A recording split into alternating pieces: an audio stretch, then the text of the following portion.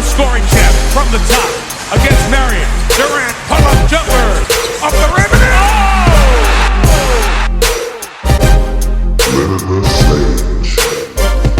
This is the Limitless Range podcast. I am your host, Corey Chandler. I'm sitting down with my co-host, as usual, PD Podlow. What's up, what's up? Also sitting down in the room with our producer, Dougie Fresh. As usual, you can get to us on Twitter, Instagram, and Facebook at One Limitless Range. You can also get to our website directly, limitlessrangepodcast.com, or you can reach us by phone at 360-356-1699.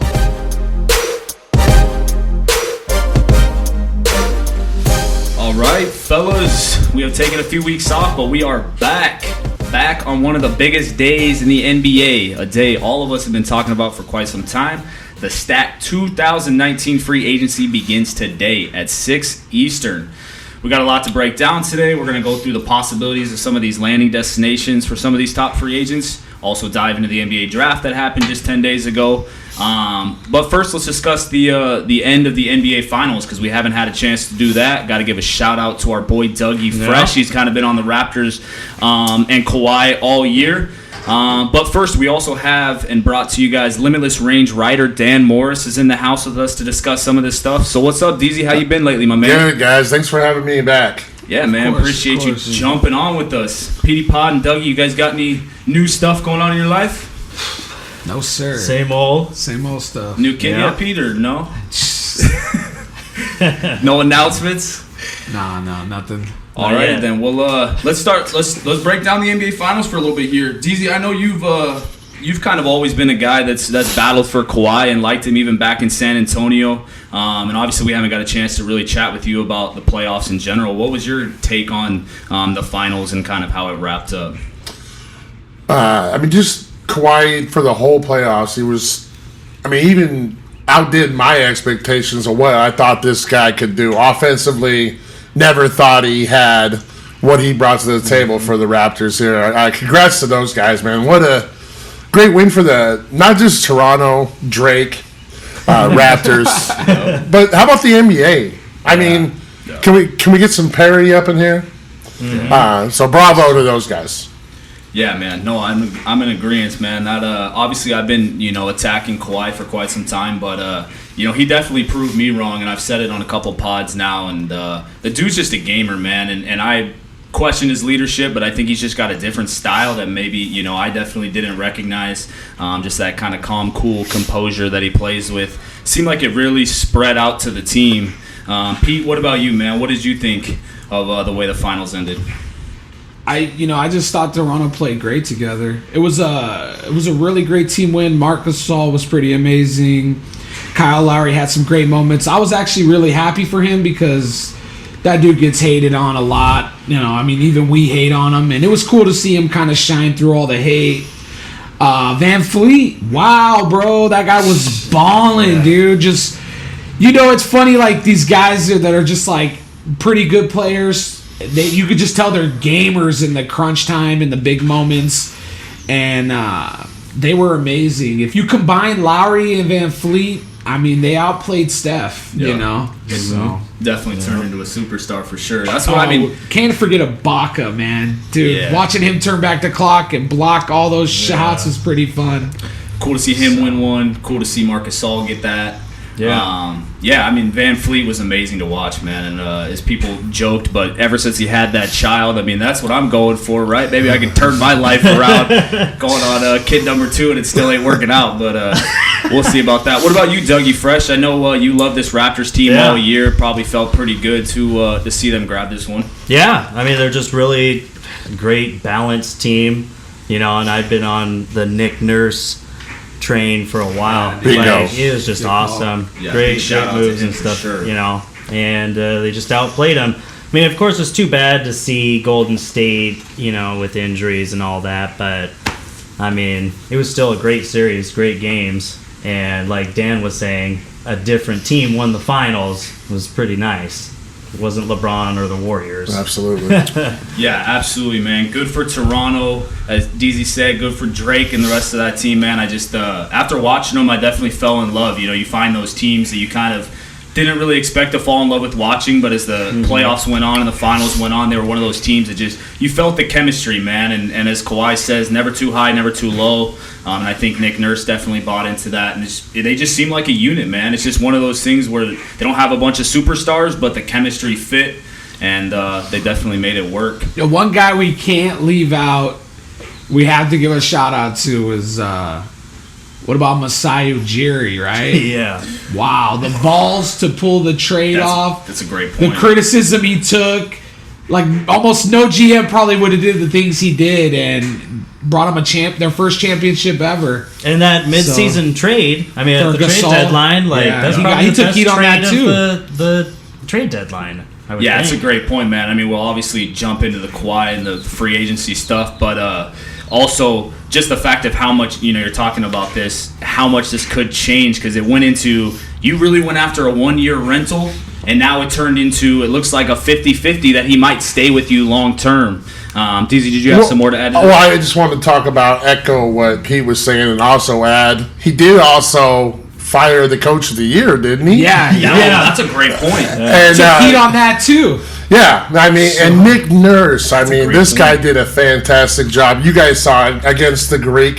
He built the Greek wall. I mean, awesome. He did a box in one, guys. We're talking about a middle school defense, high school defense. He ran a box in one, and it works. It works. Yeah. Mm-hmm. Yeah, no, absolutely, man. They stuck to the system, and they were confident doing it, even with all the criticism through all the stuff that they were getting. And, props to them, man. Interested to see what happens to that group moving forward. Let's jump into, before we get to free agency, let's jump into the draft that happened 10 days ago. Obviously, the first three went pretty as expected, at least on my end. Obviously, Zion to the Pelicans, Ja over there to Memphis, and then R.J. Barrett. He's got some pressure on his shoulders landing in New York.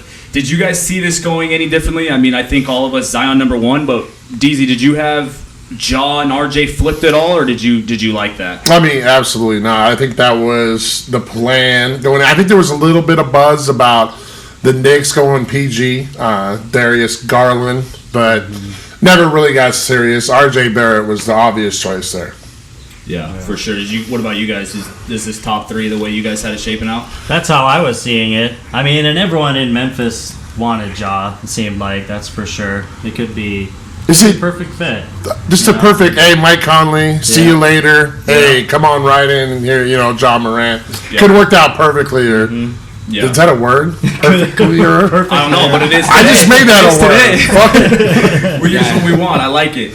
That's how I saw it going down as well. And I'm with you guys. The trade that they made, Triple J, Ja, what a great young 1-2 punch. Yeah. I think the future is looking brighter for Memphis. Obviously, they're in the West, so you gotta really build to compete. But I like what they're doing. Yeah. So no, for sure. And then jumping into pick number 4 here, the Pelicans owned it for a little bit, getting it from the Lakers in that AD trade, but then went on to send it. Then went on to send it to the Hawks, who eventually drafted DeAndre Hunter from Virginia. What did you guys think of the trade?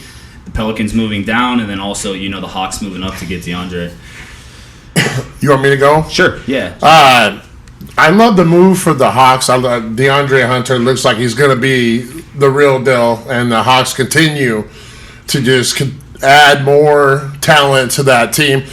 When you can't get a free agent to go there, this is the route that you unfortunately have to go. I don't understand the move for the Pels.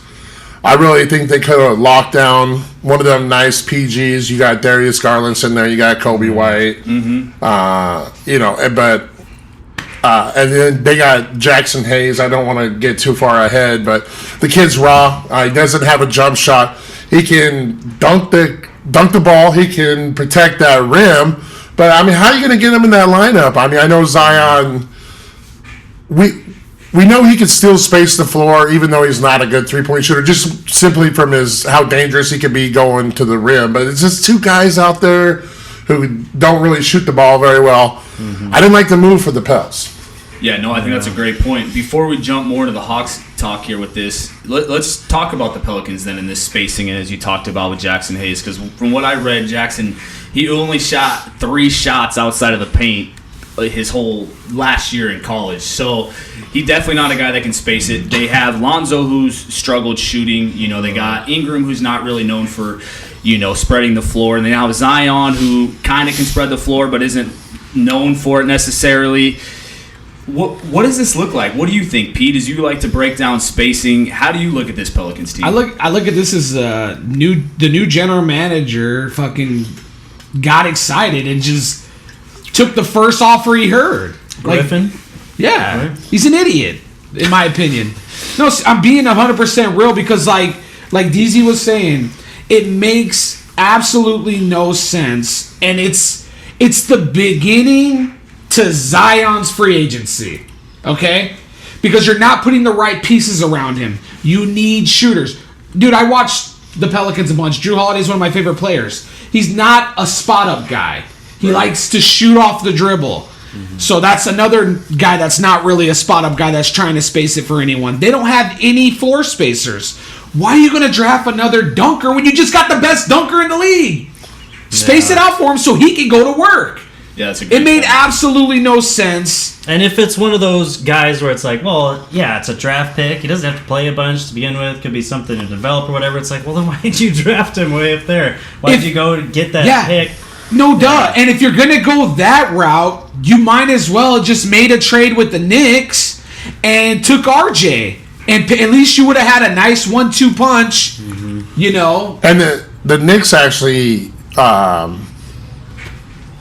would have benefited from that trade. And they have some nice assets they picked up from Dallas. So they could have offered a really nice package for AD, if that's what you're alluding to on the... It is because, like you guys said, Lonzo and Ingram don't really make sense with Zion. Right. Ingram likes to play off, have the ball in his hands. He doesn't want to spot up. Wouldn't you much rather have Kuzma for Zion? And then now I'm looking at it and I'm thinking in my head, shit, last year's offer was better. Wouldn't it instead of having that pick 4, wouldn't you rather have Kuzma? Because that's what was offered last year. Yeah, that GM is now no longer there. Yeah, exactly. So this guy took a less offer, in my opinion. Right. Said the Knicks were never in the running, but in my opinion, he doesn't realize there's a huge gap between 3 and 4 in terms of value, right? Well, what I feel like they're trying to do, it seems like, for one thing, they have this package from the Lakers on top of now Zion and whatnot. Less shooting, but they have all these passers and stuff. Ingram's a good We saw that didn't work. The Lakers tried this. It's like they're going to try to accomplish what the Lakers were supposedly trying to do last year, except now they have a younger team that is just going to run up and down the floor all game long, 82 games. They're going to have to get out in transition. And it's like, just transition buckets, and they'll win 29 or 30 games or something like that. The one takeaway I thought from the Lakers and Pelicans trade was I felt there was some desperation, obviously, from the Lakers, right? They had to get somebody to make LeBron happy. They had to go get AD to now bring in another free agent probably this summer, because if they didn't, then people are like, am I going to sign in LA? Like, this was a must move, I felt like, for the Lakers. So why not make them give you Kuzma? In my opinion, I'll take Kuzma, let them keep Lonzo, and then when I'm looking at the draft, you get a 4th pick, and DZ brought this up, it's a great point. I get Kuzma, and then I take Garland, and now you have dudes that can stretch the floor for a Zion and guys like that. So I was really surprised. Like, you're surprised with Jackson Hayes. Surprised that LeBron's buddy David Griffin didn't get the best deal from the Lakers? I guess. Yeah, no joke. He ain't gonna help LeBron. Come on. Just like that's what it felt like. I don't know. I thought that was ridiculous. And talking with the Jackson Hayes thing, great pick and roll like a Clint Capella, but with no spacing, that's not going to work. So that's going to be an interesting fit. I'm not a general manager, but. You know how you have like trade calculators and you put a player in, it'll show you their value, right? Mm-hmm. Who do you think had the highest value of those 3 Laker players? Because I feel like it's Kuzma, because he can shoot, right? Well, and he's someone you can put a superstar around, and he will help that superstar. And he's got length. Yeah. The lengthy shooter. So out of those 3 players, I know the other 2 were drafted. They have more draft capital. But right now, who had more value? And as a Lakers fan, I'll say, yeah, Kuzma's the guy I did not want to give up. Well, It's like that's Kuzma had to stay because he has to get LeBron in position to play defense. So Right? That's That's a true. great point. Give him a little push. All right, let's move forward to the Hawks. As I said, they drafted DeAndre Hunter at 4. They also, we'll jump into it, snagged Cam Reddish from Duke at 10 from that pick from the trade last year from Luka. So they ended up getting DeAndre and then Cam Reddish at 10. How do you guys see Atlanta fitting? It looks like this is a team on the rise with the the guys that they have supporting around those two that they picked this year. I'll start with you, Pete. What do you think about this Hawks roster? I love it, man. I love what they're doing. I love what they're building. They're in the East. I project them as a playoff team next year. Seriously. And Trae Young will probably take a step forward. Cam's already used to standing in the corner. Shit. So, he's going to work on his floor spacing. He's athletic. I'm not a biggest fan of him, but he was also asked to play a total different style from what he was used to. It was almost like he was the Chris Bosh of the three, right? Like, where it's like, we're not seeing Cam's full potential, and everyone's kind of down on him, like, maybe he's not that good. But realistically, what it was is there was two super talented guys ahead of him, the LeBron Wade effect, and he was asked to do something different because he was so used to having the ball in his hands in high school. Yeah. He was the one that was creating off the dribble and stuff. So, he took the role and he did what he could do, and I think he'll develop into a nice player. We'll see what happens there, but I like what Atlanta's doing, all the pieces they got with Collins and Trae Young and the two young guys. Herter, we like. Yep. He's a shooter, great floor spacer. It's going to be beautiful spacing. It's going to be hard to guard them. Crab. Yeah, Crab. Yeah. So I'm excited to see Atlanta. And honestly, man, if I was a free agent, I guess it's Atlanta, but that would be a nice spot. Imagine adding a Kawhi or a KD to that lineup. Yeah. With all that young talent. Yeah, they have all these young talented players, so they're on young player cheap contracts and stuff, and you have that window where it's like they're winning some games this season. You might want to try to push your chips into the middle of the table and get someone and make a run at the playoffs, because then if you make any noise, you can attract someone the next season. You could be, trying to get. I got a guy. I know we're not to the free agency spot yet, but how about Al Horford? Come on home. Yeah. Teach these young kids how to play, stretch the floor. Floor stretcher. Yeah. You think They need the defense IQ. So that's probably what they're lacking is defense. And their centers. Alex Lynn, Dwayne Dedman. Come on. Yeah. True. We could do better. For sure. What did you think, DZ? Cam Reddish and DeAndre Hunter. Did you like both grabs? Was there somebody else you felt like the Hawks should grab? No, man. I love both picks. I love Cam Reddish, man. The guy was playing third wheel all year. He's an athlete. He's long. He's gonna, hopefully dedicate himself to defense when he gets to the NBA. They got the scores. They got John Collins. They got Trey. So just go in there and play good D. This is a Jerry West type way they're building this team. 6'9", 6'8", long, athletic. Mm-hmm. Yeah. And let's go.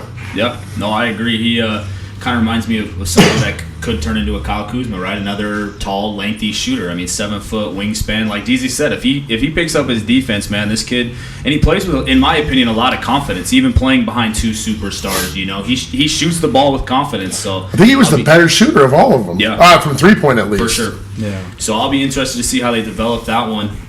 Moving into the 5th pick and moving into the Cleveland Cavaliers. Drafted another PG, went with Colin Sexton last year with their lottery pick, and now another PG, the kid from Vanderbilt, and Darius Garland. What did you think with that? I'll start with you, DZ. When I think about the biggest losers of the draft, I think the Cavs right here. You just trade out of this pick right here. You get either later in the round, future picks. I don't care. But you don't double bag the point guard spot with 2 6'2" guys, man. You're not gonna do the Dame Lillard CJ combo here. You're not gonna redo that. Yeah. Just move out of this pick. Get someone. I like Darius Garland. I played like 6 games in college, but shot well from downtown. Looks talented. Right. Just I mean, just 2-6-2 guards, guys. These guys are going to be. You put them on the floor together.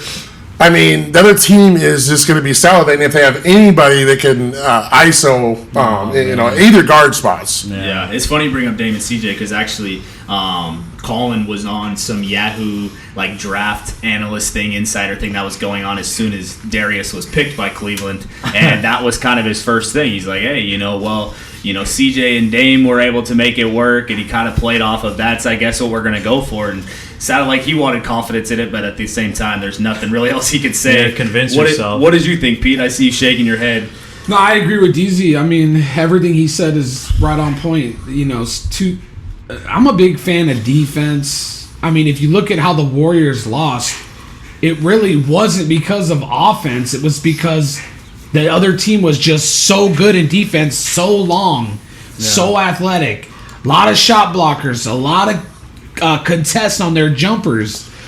So 2-6-2 guards, you can't even play them really at the same time unless they're extraordinary like Dame and CJ, which those two are not. Outlier. That's an outlier. Yeah, it's the exception to the rule. And even then, it's not like that's a proven formula. They have their issues at times. So it makes no sense to... What's up? When was the last time Cleveland made a good draft pick? Kyrie Irving? Yes. Is that... I mean, what are they doing? Well, how many first-round picks are they going to have? I mean, they've already had 4 since LeBron. So, I mean, what are we looking at for years from now? Because it's not looking good, fellas. No. It's not looking good. They got... What the hell? What is it, like... The biggest luxury tax hit, or one of the top worst luxury tax hits coming up this year. Cleveland? And now they got... Yeah. It's the LeBron effect. Anywhere he goes, they overpay players to make LeBron happy, and then they wind up being in a J.R. shit-ass cap Smith, situation. Tristan Thompson, Kevin Love. It's bad. Their cap is bad. I'm hearing a lot of rumors that, and I'm guessing this might be the Lakers doing. But if they don't, no, seriously, if a team strikes out in free agency, they're going to be looking to acquire Kevin Love. By all means. In my head, that tells me Lakers, right? LeBron's like, if we don't sign nobody, we'll get my boy Kevin Love, and we'll have a big 3. Kevin Love, Kuzma, me. That's what I think. That's what makes sense to me. Like, who else would be targeting Kevin Love? Yeah, and Kevin Love and Anthony Davis play a combined 28 games. I feel like the Knicks aren't looking for Kevin Love. Like, it's like the only one that report would come out of would make sense to me is LeBron James. He's got a massive contract. I've always liked Kevin Love a lot. Lake Oswego, watched him play in high school and stuff. But to me, it's just that's way too massive a contract for a dude who's getting injured all the time. So I agree with both of you guys. Cleveland's in some serious trouble here. Let's move to pick 6. The Timberwolves moved up from the 11th pick, trade with the Phoenix Suns. Also sent Dario Saric to nab Jarrett Culver from Texas Tech here at the 6th pick. Pete, what did you think about this move? I thought they overpaid. And it didn't really make sense to me. Saric is a good player. Minnesota's like Cleveland, just a franchise that makes stupid decisions. I don't really understand their thought. Like, when you see something, you're like, when a good GM like Jerry West or something does, they're like, wow, that was genius. Like, I see what he's trying to do here. But like when Minnesota and Cleveland do something, I'm like, huh? I just never get it. I don't know, man. It's maybe like cold weather. Guy. Yeah, makes you think different. You're probably right. Getting brain freezes or something. But I'm not a fan of it. I feel like they overpaid to move up. Like, it just didn't make sense to me. To get a player they probably could have got at the spot they were at, right? Yeah.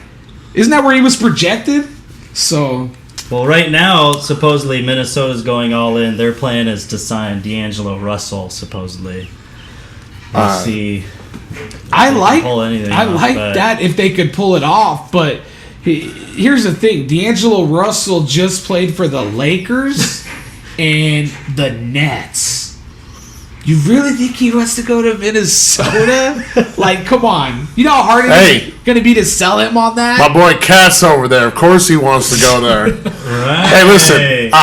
Initially, Corey, we were discussing on our little exclusive chat group. Mm-hmm. I didn't like the move either. But then I got to thinking, if this somehow helps them get away from Andrew Wiggins, I don't care how, right? Which was part of the D'Lo sign and trade talks. Which D'Lo would go to Minnesota if he could sign the max in Brooklyn and then get traded. He'll go anywhere for the max, for the 5-year max. So if they can move away from Andrew Wiggins, this is a fucking win right here. Mm-hmm. And Jarrett Culver looked really good in the tournament. I think he could be a really good defender. I didn't watch a ton of them, but so I watched some last night. You guys got to see his 3-ball, man. This is rainbow 3 here. I think it might translate. I mean, nice, sweet rainbow 3. And we saw Kawhi when he shot his little rainbow. You get the shooter's touch. Mm-hmm. So I mean, if they get away from Wiggins, it's the dub. Yeah, no, that's a great point. I think, Jarrett's one of those kids that probably moved up the draft boards, because I think you were right, Pete. I mean, he was targeted pretty low, but making it to the championship game definitely usually rises your stock up. Just like Hunter. Yep. Hunter, too. Mm-hmm. Yeah. For sure. I was a little bit surprised. I know I said this in the chat we had. I liked Kobe White from UNC to go to the Timberwolves, to grab a PG, but maybe they are in talks for D'Angelo Russell. Maybe they have some moves that, we don't know about to grab a PG, so Kobe would have been kind of pointless for him. But yeah, let's move into Kobe was taken next from the Chicago Bulls. I thought it was a solid pick. I like him. I like this young Chicago Bulls team with the dudes they have, and Lauri Markkanen and Wendell Carter. They got Zach LaVine over there and stuff. DZ, what do you think about the Bulls? I know you're a UNC fan. What do you think about Kobe White coming into the league? I'm a UNC fan. When did I get hit with that? Aren't you a UNC guy? Just because I talk shit about I shouldn't say a fan, but you're always UNC versus Duke, right? I'd be more Kentucky. They're playing Duke. Oh, he's always Kentucky versus Duke. He's always Kentucky. I think you're always talking UNC, but you hate Duke. I don't need to be a fan, though. I can talk about Kobe. We can talk about Kobe. Yeah, I like Kobe. I think, 6'5", long, athletic point guard. Can shoot the rock, man. Hey, let's go. I mean, put him there with Zach LaVine in the backcourt. You got Lauri, like you mentioned, Wendell, and you didn't mention the god Otto Porter. I mean, that's maybe the best starting 5 in the league next year, right? He's a superstar. I like him. What do you think, Pete? The next Jordan. Yeah. What do you think about this Bulls? Just this Bulls roster in general? Oh man, I like it. A lot of young talent, a lot of floor spacing. It's just all about getting a voice over there, someone that they respect, someone they can listen to and develop under, and he can mold them into a team that can't get the chemistry right. The only fear with them is a lot of young guys that just want to be the man. You don't know that'll all work out, but in terms of talent, it's beautiful. Like if I'm like a star player, that would be another nice landing spot if you want to turn a crap team into a championship team. I would just look at like Lauri Markkanen and be like, wow, that guy's going to pull players out of the paint for me. Wendell Carter can shoot a little bit, play defense. He should develop, take a step next year. He showed some promising signs of being talented. And I loved watching Kobe, Mm-hmm. He was dope. Like every time I watched him, he kind of stuck out to me. When I watched UNC, he was always the player that jumped off the screen. So I think he's going to be a good point guard. Yeah, it seems like that's kind of what Chicago was missing, especially on the offensive end, was a good, offensive PG. Chris Dunn, can do some things defensively, but he really didn't do anything to, run an offense. And I think Kobe's going to jump in there and do some great things. And like you touched on with the Atlanta Hawks and now the Chicago Bulls, Chicago to me is a cool spot that I feel like somebody could land. I don't know if anybody's looking at going there, but I'm surprised that with these young dudes and the cap space they have with all these rookie contracts and stuff, that we don't see more talk about a superstar landing in Chicago. Yeah. The third largest market. Yeah, exactly. I was going to say that. Big market. Jordan made it. Well, right. Jordan could have made it work anywhere, but We know it can happen there. I wonder if that's the biggest problem with Chicago. It's always going to be Jordan's city. Yeah, it's like, damn, I ain't going to win more than 6, you know, so it's like I'll always be in that shadow. But people love to go to LA, so I don't, you know, and there's a lot of shadows over, you know, eclipsing certain players for their accomplishments. I actually think that makes it more appealing to me because you bring that city who was accustomed to winning championships, you bring them just one title. I mean, you're going to get a lot of love from that town. That's true. Yeah. No, I agree. I'm pretty surprised that we haven't. I don't really see them landing on any of these big free agent lists that I'm looking at. It was just a few years ago. It seems like that was the hot spot that everyone was talking about. Guys were wanting to go. LeBron, Melo wanted to go there. Yeah, LeBron rumored Wade. to go there. Wade He's from there. But yeah, it wasn't that long ago. It seems like it only takes a couple of key turns, and suddenly it's the hot spot again. One of these teams that we're talking about is they have the makings of what the Warriors did. You know what I mean? Built through the draft, took a bunch of young talent and meshed it together. Now, if you're a free agent and you can predict that, you will look like a god because you'll join it right at the right time when all the stuff was stirring in and ready to mix and be great. And if you hop in there and you're the best player, it's going to look like you're the main reason why all that happened. If I was a free agent, I would be looking at things like this. Who's the next Warriors? And I would be trying to predict that rather than stack up. Because I feel like you would go to a great situation with a lot of young contracts, not a lot of money on the books. You could maybe even bring somebody with you and dominate, and no one's going to hate on you because all those guys were young. So even if they develop to a Draymond or a Clay, no one's going to hate. You know what I'm saying? Because you joined them when they were babies. That's a great point. And think about, like you're saying, just the credit that somebody would get. It's almost like when, you know, LeBron went back to Cleveland. It was like, this team didn't even do anything. It'd be the same thing if, you know, let's say Kawhi went to Chicago and then Kawhi takes Chicago now all the way to the Eastern Conference Finals. He'll look like a god. Be like, dude, this dude is unbelievable. So, yeah, the credit you would get for jumping on a team like that would be massive. Yeah. And the risk versus reward seems pretty small because if you go there and you don't do anything, it's like he doesn't have any supporting cast. Yes, exactly. Right? So, yeah, that's a great point. I'm pretty surprised. They need some coaching stability there. Something. Another team is the Kings. It's another team we all like. I don't know why they're going to offer Harrison Barnes that contract. That's freaking mind-boggling to me. That's crazy. They're going to blow it. Yeah, I'm sure free agents are looking at that. They're probably thinking like, well, you know, maybe the Kings would have been an option, but looking at this stupid move they're about to do, I ain't trying to go with management. Yeah. God, the headline today was DeMarcus Cousins was considering a return to Sacramento, but Sacramento doesn't want him back. Jiminy Christmas. I'd rather pay Cousins than Harrison Barnes that money. Am I crazy? Yeah, that's a great point. Let's wrap up the draft here. We already went through 8 with Jackson Hayes, the Pelicans. 10's already knocked off with Cam Reddish. And then the Washington Wizards at 9. I butcher names a lot, so let's see if I can grab this one. Ryu Hachimura. Am I pretty close with that one? I like that. Rui, right? Is it Rui? I like it. Yeah, I don't know. That's what we're calling him. I got to be close enough, right? I got to be close. Anyways, from Gonzaga, kid went to Washington. Poor kid. Washington is that the Japan kid? Gonzaga. Yeah, the first ever. Gonzaga. Yeah, the kid drafted from Gonzaga. Yeah. Right? The first ever Japanese player drafted, right? Yeah. Yeah, pretty cool stuff for that. But I feel bad for just for him in general. The Washington Wizards, in my opinion, are in a lot of trouble. What do you guys think? I wonder if him and John Wall will get along. I just wonder how that's going to work out. John Wall with his teammates saying, "Man, no good. Look, hey, I like Hachimura, and I think this is not a bad landing spot. Otto Porter, same position. He's a beefy looking guy, kind of look like a baby Greek a little bit, but the Wizards, they're not in the best place as far as."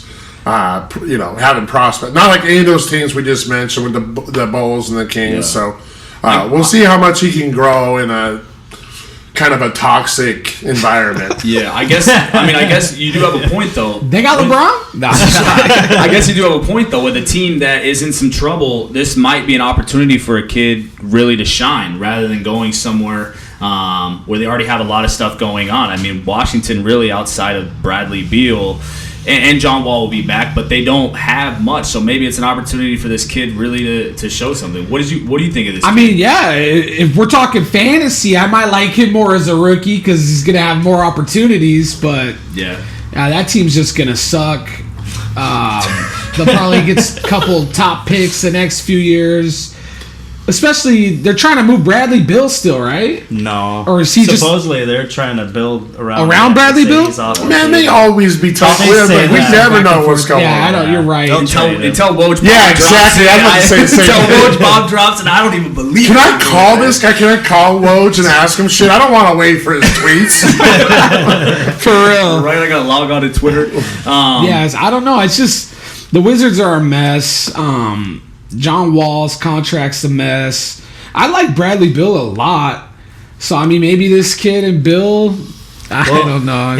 It feels like one of those things that could go either way where you say, oh, yeah, maybe getting into this shit environment could be good for him and he can really take something by the reins and develop. It's like, or the fact that he's drafted by the Washington Wizards could be the end of his career already. Like some of these guys where they're the great what ifs. It's like, man, this guy, what if he wasn't drafted by the Kings or the Wizards or the ones in the past? Or it's like, gosh, they really had a diamond in the rough and they ruined it. Like, and that happens getting onto these crappy teams. I'll tell you one thing. Well, do the Wizards have a G League team? If he ends up, the Washington Wizards. That was good. God, you kind of killed my joke now, but yours was funnier. That's a awesome. good point. All right, what do you guys, outside of the top 10, is there any kind of sleeper guys that you felt like were grabbed? Any maybe big mistakes, good or bad? What else did you guys take from this draft? Easy? Well, you guys, I put it in the chat. I like Matisse Thybulle. He went to the Sixers. Ridiculous defensive talent here. And I've been talking about this for a while with the Sixers, and they're probably going to lose Jimmy. Mm-hmm. They're going to need someone to lock down the opposing top guard, whoever, whatever spot that is. This guy averaged 3.5 steals, 2.3 blocks his last year, and Pac-12 Defensive Player of the Year, obviously. 6'5" long. I really like this kid. He obviously needs to learn how to shoot, but if Brook Lopez and Vujovic, who never shot threes in their life, before the year they finally started hitting threes, this kid can do it. Yeah. Just don't hang out with Simmons, though. He ain't going to work on that shit, all right? Go hang out with someone else who's going to work on their jumper. I like Thybulle a lot. I think Boston screwed up big time. Why would you trade with the Sixers to let them move up and get their guy? Yeah. I mean, for what? They got I think they got a future first, but it's like the Milwaukee Bucks first. So it's trash, dude. Right. Yeah, maybe they're just trying to pay him back for the help that the Fultz. That was it's just like a little. Hey, we kind of screwed you guys over. Here's a little help. That's funny. What about you, Pete? Was there anything else in this draft that you caught your eye or anything? Portland, they got a steal. That was pretty cool. I'm sure you're excited. I'll let you talk more about that, but I like the defender that DZ was talking about because I think defense is so huge. But other than that, man, I'm not really familiar with most of those players. I don't really know if anyone's gonna jump out or do anything special. Right. What about you, Dougie Fresh? Was there anything? I could just be disappointed in the Lakers, but with all of it, they ended up getting AD. But just trading all their future away, and then sitting there and trading back to get a late pick. Obviously, looking to land Bol because he was slipping so far, and then he gets picked like the pick before him. Were they trying to do that? It sure looked like it. Suddenly he was falling down, and then they traded up for the 42nd pick or whatever. I'm glad you brought that up. I was about Bol needs to be talked about here. Yeah.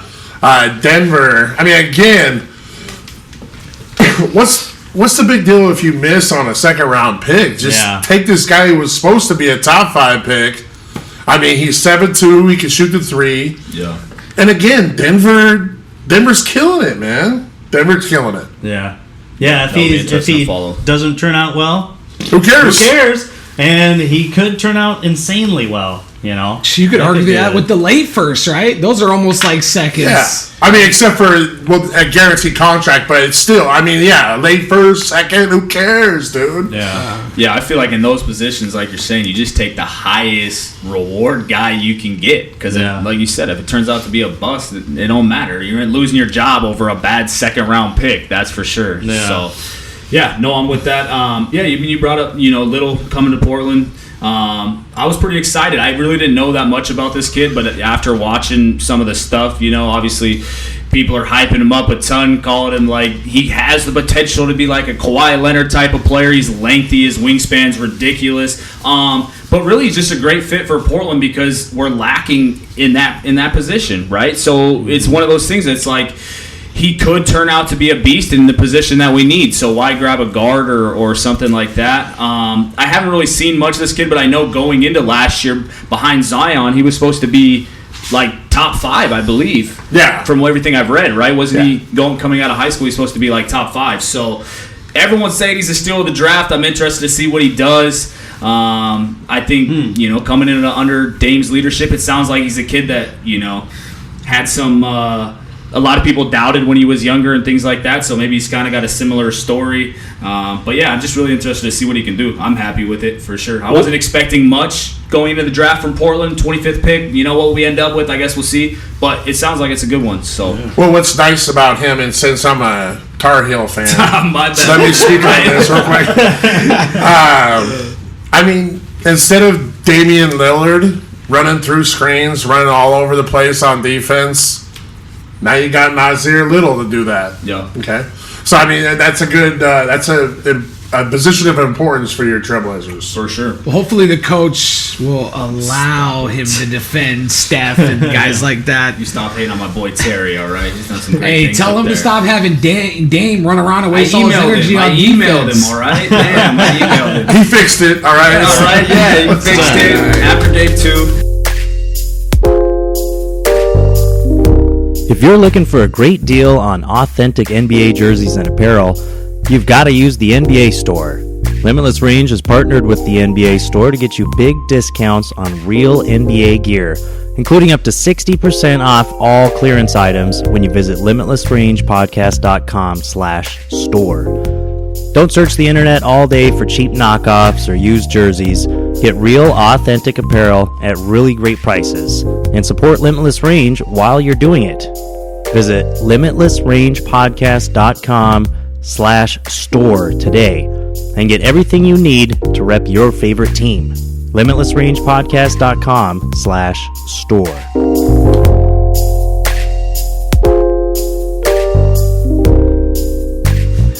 Now that we've busted through the draft, let's go ahead and jump into this free agency that really everyone's been talking about all year, right? This is one of the most loaded classes we've seen, 2019 free agency. I know I've been waiting for it all year. Are the Warriors going to disband? What are the Lakers going to do? There was so much talk behind this year. So what I was thinking about doing is just throwing out some free agent names and then dropping some of the teams that they've been reported possibly meeting with or some locations that they could end up with, and then you guys kind of let me know your thoughts. Julius Randle is an interesting one to me. There's talks potentially, obviously, staying there, or the Knicks, Bulls, or Suns are the 3 teams that I've seen kind of chalked up with Julius Randle. Pete, what do you think about him, and do you see him signing somewhere else? Should one of these teams grab him?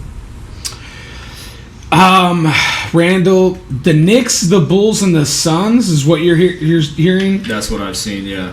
I don't like any of those spots. I mean, for the Suns, I don't like it because Ayton is a developing center who doesn't really shoot. So I guess Randall can shoot a little bit, but he likes to operate inside a lot. Mm-hmm. I don't really see those two meshing well. Probably the Knicks would be the best spot. They're probably going to have to settle for some second-tier stars.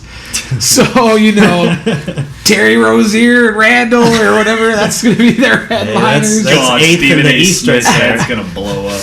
But, Yeah, it'd probably have to be the Knicks. I like Randall. He's a really good player. He worked on his 3-ball. He's been hitting. I don't think he's much of a defensive presence, but he can rebound. So he's a nice player. He's one of those players where it's like the numbers are pretty, but I'm just not sure if he's a winner. You know what I mean? Where it's like you know how those guys can put up numbers, but does their style of play and the numbers they put up transition into chemistry and wins? Right. We'll have to bring in our insider Trey on. He's kind of into knowing if players are winners in the league, so we'll have to ask him on that one. DZ, Right. What do you think about Julius Randle? I like him to the Knicks. I think he's a good scorer that they're going to need. I think he's what I call a strikeout max player. When these teams miss out, he's going to benefit. Or the Knicks are probably going to strike out. He's going to be the guy. And I actually like him on the Knicks. I mean, I think he's going to have a dope. I think, let's put it this way. I'm going to kill my credibility with your fans. He brings just as much to the Knicks than Carmelo did. Ooh. Damn. All right. Damn, hot take. Kyle's going to love that one. Well, either way, it's like, yeah, I mean, we would probably all say the Knicks and stuff, but, I mean, the Suns being thrown in there, what free agent wants to go to the Suns? I would. Why is that even a thing?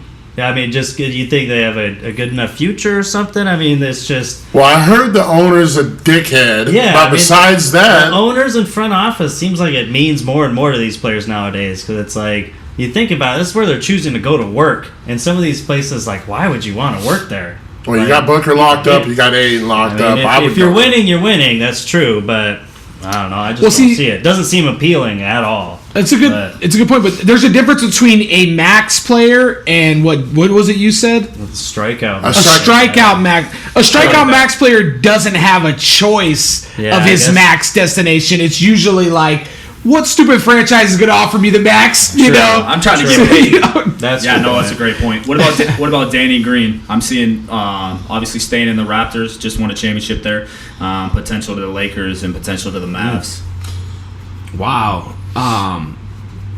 If Kawhi leaves, and he's probably good buddies. He's probably got some insight. If Kawhi stays, he should stay. Go win another one. And build with your buddy, and they got a good team. They got everything going there. But those other teams you mentioned, you said the Lakers and the Mavs. Mm-hmm. Man, those are some really nice spots where he could be very useful in that, especially with LeBron, he could be in that Kyle Korver, Mike Miller, James Jones role where he just plays his role and has the big finals, hits, 6-7 threes because, when you play with LeBron, you're going to get some really good open looks. And, I like that spot, and I also like Dallas too, with Porzingis and Luka. He's a good defender. He's a nice player. He's the opposite of what I was just saying. I don't know if Randall's stats and his play transitions into wins. I feel like Danny Green's a player that is a winning role player you want on your team. Mm-hmm. Good defense, can space the floor. Decent IQ. Yeah, does what he doesn't care if he has the ball. Doesn't care if he gets to shoot a lot or not. Outside of him hitting 6 threes in one finals game, I thought he was underwhelming. Go to the Heat. I mean, they got nice beaches. I don't really give a fuck about Danny Green. Sorry, guys. How much money do you think Danny Green can make? He doesn't a mid-level exception. He doesn't at best, dude. At best. Someone will overpay him. No, there's no strikeout payment here. Just he gets the MLE, and if you don't want that, go to China. All right, I love it. I love it. What about Malcolm Brogdon from the Bucks? Is he staying with Milwaukee, a player that Milwaukee should make sure they land, or is he a player that Milwaukee probably can't match and should just let him go? He for sure is going to get matched, in my opinion. They can go over the cap if they need be. He's going to be a Buck. Okay. Some of the other spots I'm seeing conversations from people: Chicago Bulls, the Sixers potentially, and then the Celtics to the other team. PD Pod, what do you think, man? You think the Bucks should make sure to keep this kid, or do you think there's a dollar amount where they just say, hey, how much is Greek making? Is he making already bank? Or is he he still on on his like second- some He can crappy- sign a supermax next summer. So he's probably on he's like Anthony Davis, like 24, probably. I don't know for a fact. I just want to know where the fuck all the Bucks' money is going. Because it's like if Chris Middleton's a free agent and Brogdon's a free agent and they can't afford anybody, who the hell? And Brook Lopez is a free agent. Right. Jeez, how are they in such a shitty cap situation? Yeah, right. I don't know. Brogdon would be nice there, sitting with Milwaukee, and I like him there, but I feel like if they re-sign him, then they can't afford Middleton, right? It's like, are they picking and choosing? Because that's what I'm not really sure. Because if I had to choose, I'd probably pick Middleton. It's tough. I think they can keep all of them, but yeah, luxury tax is going to come into play. They got bird rights on all of them, I think, except for maybe Brook. Right. Yeah, I guess this is going to depend, too, like you're saying, the dominoes that are going to fall first. If they sign Chris Middleton to a large amount and then somebody offers Brogdon some ridiculous, like, over $20 million contract, do they go out and match that? If he's getting offered like $24 million from the Bulls who have some money to spend, like, do they match that? Because you're right, because then they probably can't, keep a Brook Lopez, who they probably won't be able to keep anyways. See, they got to lose one of them because, in my opinion, Brook, obviously those two players are better than Brook Lopez, but to that team, I think Brook Lopez is more important. He's the perfect combination for Greek. If you don't have Brook Lopez there, imagine the Greek walls that will be built by all the teams. Because now you can just have your center just sit in the paint. So they need someone like a Brook Lopez. If I was that organization, I would try to lock up Middleton and Brook. And even though I really like Brogdon, I'd probably let him go, Okay. We'll jump into Brook then, just really quick. Some other teams, Lakers and Kings, are in the talks. Do you think you obviously think the Bucks should make sure they keep Brook? DZ, what do you think? You think Brook ends up on a different roster next year? Well, I mean, I agree with Pete that Brook's probably the most important out of all of them. Just the inside defense and the 3-point shooting, but yeah, I don't know, man. The Bucks are in a rough spot. I mean, this was the year to capitalize. I don't think they're done forever, but I think next year they're going to regress. And then they're going to have to try to do something when Bledsoe comes off the books or something like that, or they can make some kind of sign and trade. But yeah, they got to get Brook, but I think he's gone. Yeah. This is the problem when you overpay players. Bledsoe is a good player. They were forced to overpay him to keep him, and he's really not worth what he's making. And now you have a bunch of those. They're almost like third-tier stars, right? Like in Brogdon and Bledsoe and Middleton, but they're all commanding max money, basically. Right. And you can't win that way. It's just they're in a shitty situation. And even Brook, he's probably a third-tier star, and he's going to be commanding a lot of a salary. So it sucks in the offseason when you've had a good playoffs, and you show off all of your role players and all of your secondary guys. Anyone who has a few good games, suddenly other teams are going to offer them way too much money for you to match everything. And that's so true. Brogdon, I think, struggled last year. This year he comes out and balls out. Yeah. Yeah. He's in the 50-40-90 club. Yeah. That's such an elite club. So, I mean, he's going to use that in the negotiation table. Like, not many players did this. I need to get paid. I'm pretty much Kevin Durant. So. Here's an interesting one that I feel like isn't getting talked about that much. Obviously getting up there a little bit in age, but a dude that can stretch the floor and just stroke it. JJ Redick is a free agent. There's talks, do the 76ers sign him? They had him for $12.2 million last year. Or the other team that's in talks kind of is the Brooklyn Nets. Yeah, I heard a lot about him going to Brooklyn. I mean, at least the past couple of weeks, too. Yeah. And playing with Kyrie, and it all sounded really good. And then I just read, too, I mean, as of today, we'll see what happens, but that supposedly he's really wanting to re-sign with the Sixers and even play the rest of his career with them for whatever reason. So we'll see if that's true or not. you just read rumors all day long on free agency day, but he might just be going back. What do you guys think about JJ? I like JJ. I've always liked him as a player. I mean, he's a liability on defense, which most Caucasian shooters are. Wow. Hot take. But it's the thing with him though is he plays hard and he tries on defense, and there's a difference between being a liability and just the mouse in the house. And I don't feel like he's a big time mouse in the house guy, but he's great at shooting. He's clutch. He's gonna space the floor. I feel like if Philly loses him, that's a big loss for what they're trying to do. I would like to see him back with Philly. Yeah, I mean, just make him a priority. I mean, we know Jimmy wants to leave town. Tobias, you're gonna certainly have to overpay. Just keep Redick in town. He makes a lot of that work with Ben Simmons not being able to shoot. Coming off handoffs from Embiid and just pulling. I think he's important to what the Sixers do. Hey, real quick to play off that, you want to talk about underwhelming playoffs?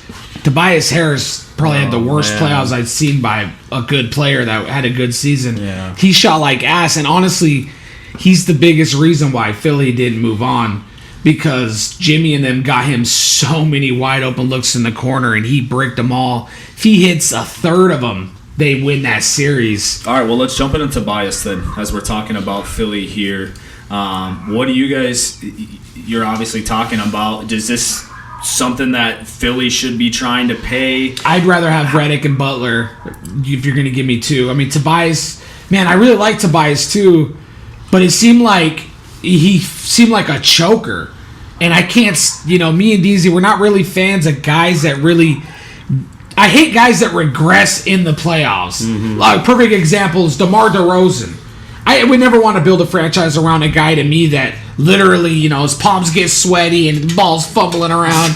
He can't handle it because it's like the intensity of the series or the pressure is too much for him. So that's what it looked like for Tobias Harris, because, I mean, that guy was stroking all year and he was missing so many wide open threes. He really let his team down, and I wouldn't want to commit money. I can't commit money to a player that is a choker to me. That if I'm a general manager, I don't care how good you are. If you're known as a choker and you just don't got it in you to where you elevate your game, it actually gets worse, as the pressure mounts. I will never pay you as a general manager. Okay. Some other teams, just to throw them out there, the Nets, Lakers, Clippers, Mavs, and then I've heard that the Jazz are interested in Tobias as well. So there's a large, obviously, market from. Go ahead, Dougie. What were you going to say? Well, I was going to say, if Dan thought, do you think Tobias Harris is a strikeout max player? Yes. He seems like a perfect example of that kind of guy. Nice. Where it's a mistake tier. In my opinion.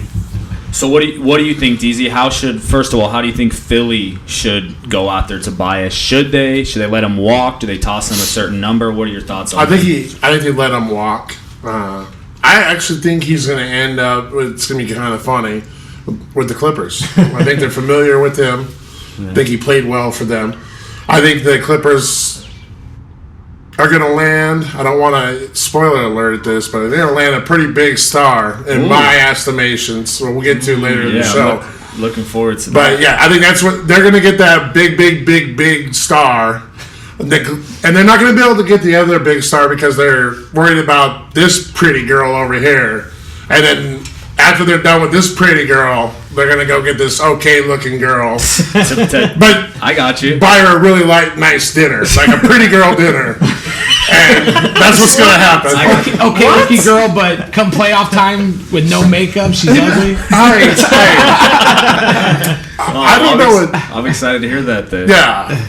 I think he might be able, let's give him a second chance in the playoffs. How many times has he been in the playoffs? No, that's true. It was one run. And he's playing the fourth wheel there, It's a tough spot. He's a team winner. He's a team player. He just wants to win.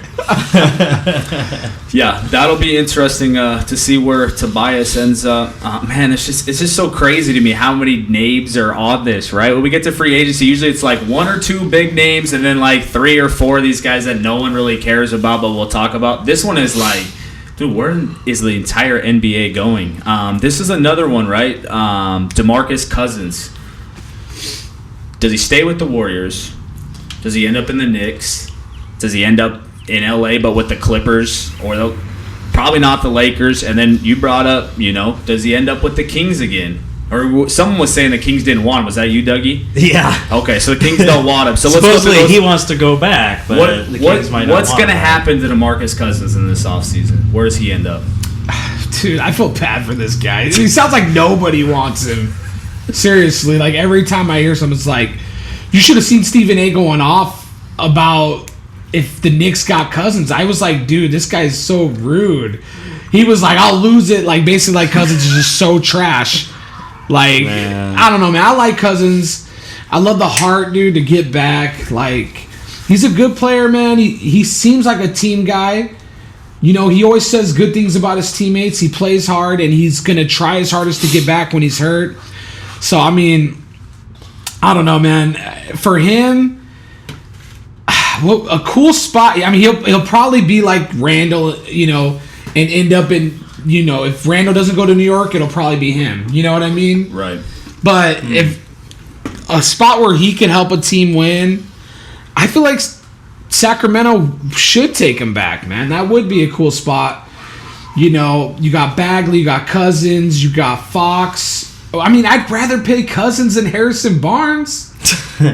By a fucking mile. No, that's a great point. DZ, this guy's most likely going to land back on your fantasy team next year. Where's he going to pile up the stats for you? This is kind of a weird spot. They don't have the cap room. Don't ask me how they pull it off. I think Pop is desperate, and this is the kind of guy that would fit what he's doing in San Antonio. And I think this is the kind of the savvy move that would put the Spurs back on the map. I hope it happens, actually. I'm not a big Spurs fan, but I mean, I want Cousins to go somewhere where he can be loved. Yeah. He needs some love. Heck yeah. Yeah, and he's playing now, I feel like, with that chip on his shoulder, that it's almost like this injury's caused a lot of people to forget really how good this dude was and can be. So now I feel like if he gets back to 100%, he's going to be like, y'all forgot me. So, yeah, I mean, a team like the Spurs, man, that would be crazy to see. I mean, dude, there's no bigger loser than DeMarcus Cousins, like, in terms of just life situation. I mean, dude played for nothing to get a free ring and didn't even get it. Like, how shitty is that? Now I'm going to take this discount and show the world I'll get my free ring. And he didn't even get a ring. The poor guy, dude. Like, he just can't catch a break. Joke's on you, DeMarcus. Yeah, so it'll be interesting to see if he values money or, like you said, he really wants a ring. So does he take any sort of discount? Does he take more money to go to a team like the Knicks, or would he take less to help fill the cap space in a spot like LA, the Clippers to join somebody, or as DZ said with the Spurs, does he take any less money, or does he go get his somewhere? No, discount time's over. Okay, they did that last year. Yeah, dude, Dallas would be a cool spot. There's a ton of spots because this guy can stretch the floor. They got a max salary spot too, though. And once he's healthy, dude, you guys got to realize 2 years ago, I'm talking to the listeners. For sure. This guy was a top center in the league like 2 years ago. Yeah. Dude, we were arguing he was better than AD. Yeah. Remember people arguing he was the best player on that team. Yeah. So, I mean, give this guy a break. He came back from 2 tears. But wasn't the first one Achilles, right? Achilles. And then I guess he tore his quad. I mean, so just give this guy, a good landing spot, some respect, some love, and I think we're going to see. Maybe not. He's not going to be top center again. We got Jokic and all that stuff, but but he's going to be good, man. I hope he gets paid, and I hope he goes to the right situation where they can showcase his talents. For sure. Another center news seems like it just broke today. Nikola Vucevic. Sounds like the Magic and him were planning to commit to a 4-year, $100 million deal dropped by Shams, it looks like. So he was eligible for a 5-year, $190 million from Orlando if he wanted it. The most he could have been offered is a 4-year, $140 million from someone else. What are your guys' takes on this? Did he take a pay cut? Is Orlando getting a steal here? Pete, your mouth's wide open. What do you think, man? Wow. His agent should be fired. Like, seriously. Like, how do you not work more money? They don't even give you. I sure as hell. If I'm not taking the 5 for 190, you're giving me the 4 for 140. I don't give a damn. Like, that's happening. Like, I don't understand it, man. This guy must really not care about money, and maybe he's just trying to make the organization better. But for me, the only way I'm taking a discount is if I know we're in championship win now mode, and Orlando's far from that. So they're not really paying anybody. So pay me. You know what I mean? I'm your best player. If you want to keep me, pay me. Absolutely. And I feel like with Vuce, it's kind of been weird. I mean, I see all these top free agent names running around with all these meetings lined up. It's like, to me, why the morning of when you can sign a free agent, why not, if you're Vuce, take a couple meetings at least, right? Like, let me take a couple days. Orlando, I've been loyal to you. I appreciate the offer. It's a good offer, but let me see what the Clippers would give me. Let me see what Boston could fill in with me. Let me see what Brooklyn would offer me. If Brooklyn's willing to offer you a max, or if the Clippers are willing to offer you a max, why in the hell would you take 4-year, $100 million to stay in Orlando with nobody? Yeah, he was an That makes no all-star. sense to me. At least have the conversation. And even if no one's courting you, that offer there is I can wait to the last second offer. You know, like, all right, yeah, you know, I might take that, but I'm going to wait, see where everybody else lands, see if somebody might It's want not me. like It'll be 5 there. dudes are knocking on the door going to end up in Orlando. It's not like, hey, they might end up with Kevin Durant and Jimmy Butler. I better get my money now. They ain't paying nobody but you, buddy. So Yeah, it doesn't I'm make with no you. sense. DZ, what did you think I about mean, this? he better be getting like Disney World free for life or something with this shit. I mean, let's be honest though. I'm always pro player. I want him to get paid. This is irresponsible. I mean, I'm sure the Players Association don't like this guy taking that big of a discount. It's mind-numbingly stupid. And now I don't respect the guy's IQ no more at all. I don't get it, man. Yeah. Like, I does wonder if, nobody like, value it's like this they guy? I finally feel like made this a dude is playoff dope. game. He can help some teams big time. Talk about a dude that can Absolutely. stretch the floor. Like, this kid is dope. I love Rebounds. watching him, bro. Are we missing something? Dude, with he's this guy? I'm he's what, confused. 20 and 10 with a block and a steal a game. He's smart, can post, can Ain't smart. stretch it, We know that now. and he's a good passer. He averaged like 3.5 assists a game, which is a lot for a center. Right. He's a good passer too. I mean, And he's not Jokic, but And a guy that would certainly be willing to be a 2 or a 3 on a team. Not a type of dude that's like, I gotta be the one, you know? At least it doesn't, I mean, maybe that's why he's taking Orlando, I don't know. But it seems like he's kind of the quiet dude, just does his job, would be fine fitting in it. I mean, Pete, you always talk about this, finding dudes that are great fits with stars that you're not going to have to worry about crying about the ball constantly. Yeah. Vuce seems like he fits this perfectly, right? Absolutely. see, like all these teams that are fighting over like Kemba Walker and Kyrie, I would be the general manager that's like, y'all fight over those, you know, I'm going to go over here and just hit up Vuce. Nobody else is talking to him. Nobody else is courting him. Yo, come play with us. Boom, boom, boom, boom. You know, we'll pay you more than that offer, you know. That's like an offer you take. I'm serious. Like if you're joining a championship team that's already stacked and So you're going Tom- to take this discount to keep him out of the luxury tax. It's a Tom Brady pay cut. Yeah. Except he knows that Belichick and company are going to go get the players. Yup. Yeah. Right. Vuce has no guarantee of that. In fact, they've been trying to ship Aaron Gordon out of town for years. Yeah. And that's one of their better players. That's crazy. Not to mention, they didn't even want to keep Vuce until he balled out, right? He was like not even a drafted priority. Bamba. Yeah, they drafted Bamba. They weren't even. It just makes no sense. He must really love Orlando. He must really, you know, And if to it's- take that kind of discount. You know what I'm gonna feel? You know what I'm gonna feel really bad about is when he signs for way less money, and Orlando is smart enough to trade his ass for that much money. Because to me, that's a contract that I would be willing to take. Like if I'm, Very true, let's say yeah. I'm Boston or on the Clippers or something, it's like, damn, I was gonna give this guy 140 million, but thank you, I'll toss a couple assets Yeah. to you, and now You I want gotta pay him Jaylen 100 million. Right? So you want Marcus Smart and Jaylen Brown? Well, because Vucevic's Okay. he's been in talks for trades, like you said, for the last like 2 or 3 years. They've been like everybody. I mean, I don't know if they're 100% true, but it seemed like everyone's like, yeah, Orlando's probably going to trade Vuce this year. That dude don't miss games I either. don't get it, man. I'm Like, he so don't get lost by hurt. this shit. God, I That's don't know, crazy. man. All right, here's another center that can stretch the floor. Al Horford. What's your guys' thoughts on what's going on with Al Horford? Looks like some weird stuff going on. Lots of stuff going on. Where's this dude going to end up? What's going on with him? It doesn't seem like it's going to be in Boston. Well, they're also saying that today, but that they have to do all these cap maneuvers to bring him back. I love Al Horford. Everyone loves Al Horford. I don't understand at this.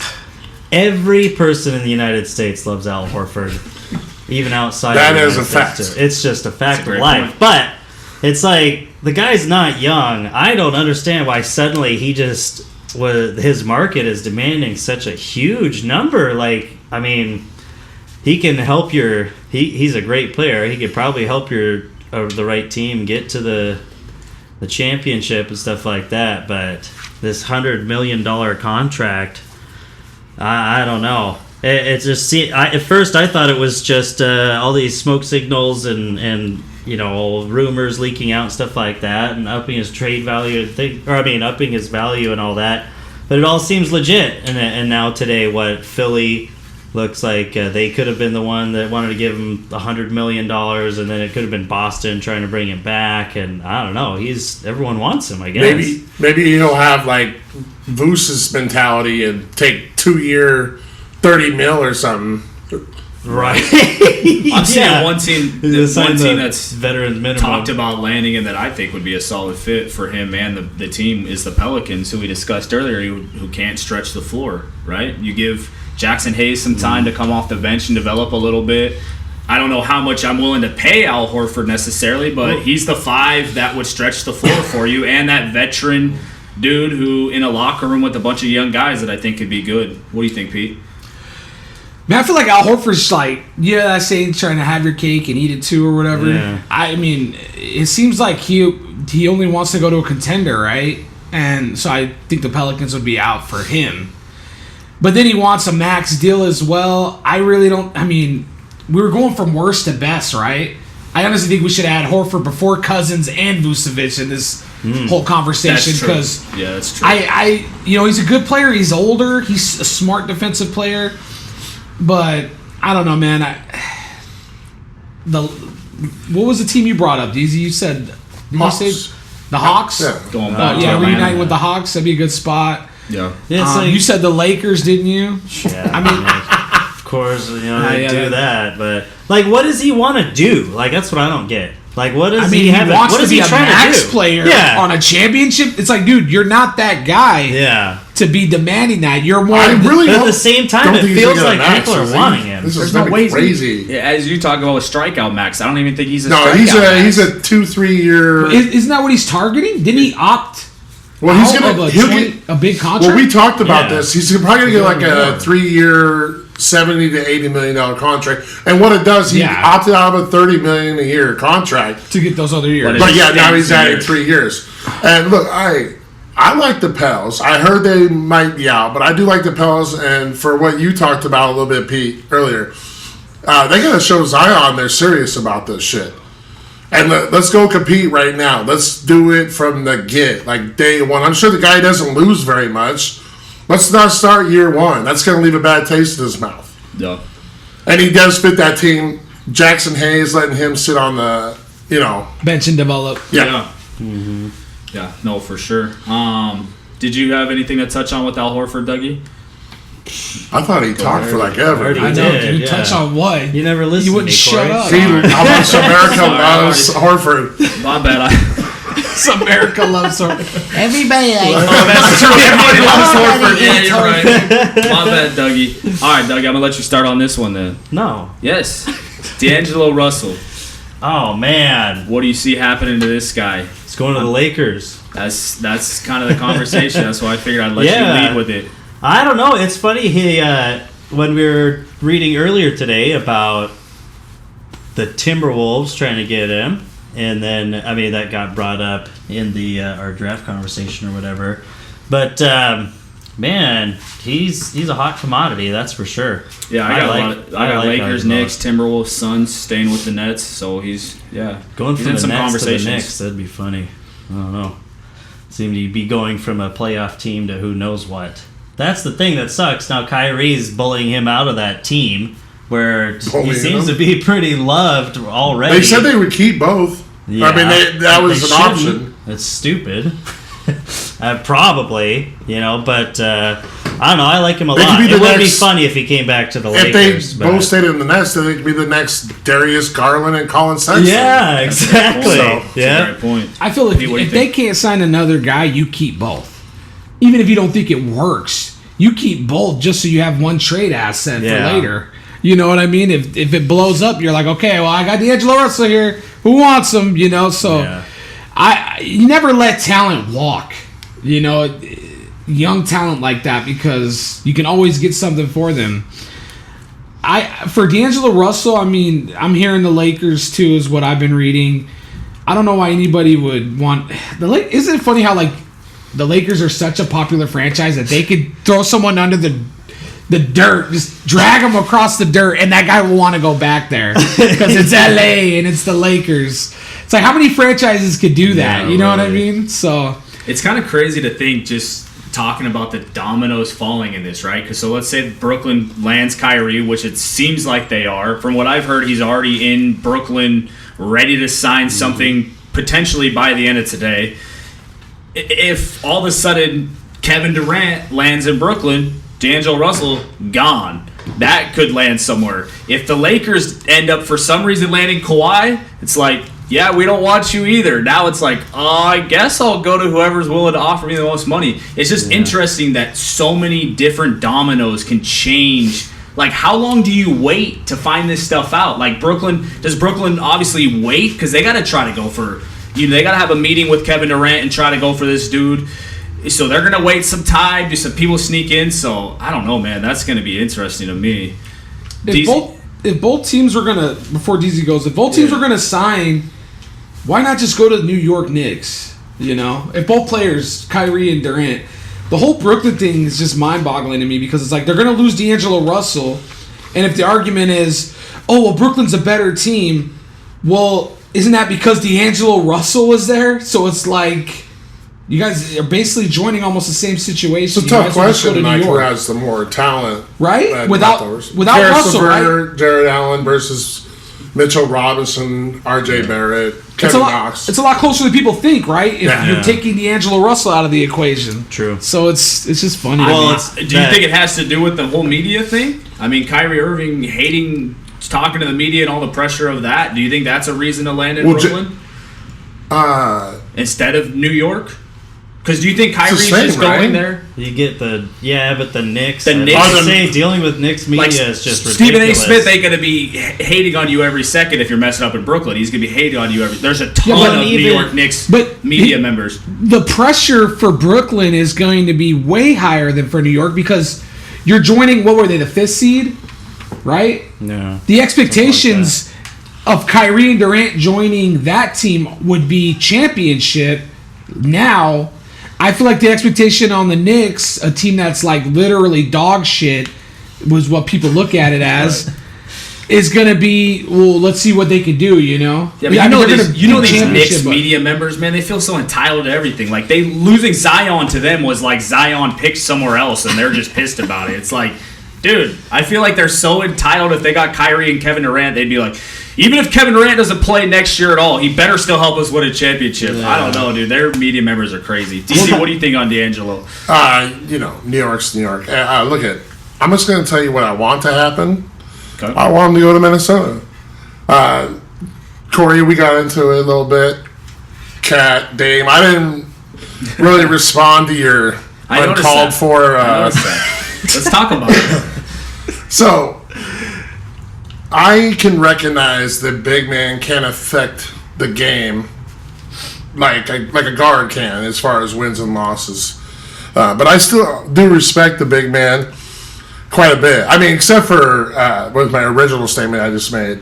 Jokic can affect the game a lot more than most big men, but I want to see Cat with some. I mean, I know Jimmy was there, but Jimmy was kind of toxic almost off the get, and it was one year they went to the playoffs. I want to see Cat with some real talent that can push him and get him into the playoffs. I want to see what he can do. I like the kid, and so I think they're already under the cap. They have no money or over the cap. So the sign and trade deal is the only way that they're going to get any talent in there. And if they can get rid of Andrew Wiggins, like I've already said, what a dream situation for the two Wolves. Yeah. Yeah, no, man. I've always loved, especially how much you've stood up for Cat and loved him. And if you haven't read, DZ's article on our website, limitlessrangepodcast.com, definitely go check that out, man. I've always enjoyed the fact that, you've always liked bigs. I feel like a lot of times when we talk about players in the league, Jokic and Cat, those guys draw to you. So I definitely can see that. And I would love to see Cat get surrounded by some pieces as well, because I think he could definitely help. I think he definitely could be a big piece on a championship team. I think just to me, it's hard to pay him over somebody who can take you there without help, right? Like Damian Lillard can't win you a championship without help, but Damian Lillard took him to the playoffs with basically no help. Like that to me is why you pay a dude more money. That's what I originally thought. Dame was doing this with no help until I watched these playoffs, and now it's like, man, where's the love for CJ? Because this is the guy who was consistently getting it done for them. I thought he had a better playoff than Dame. Despite the game winner, I thought CJ played better than Dame. Right. So he's not doing it with no help. He's got a guy over here who is a supreme shot maker.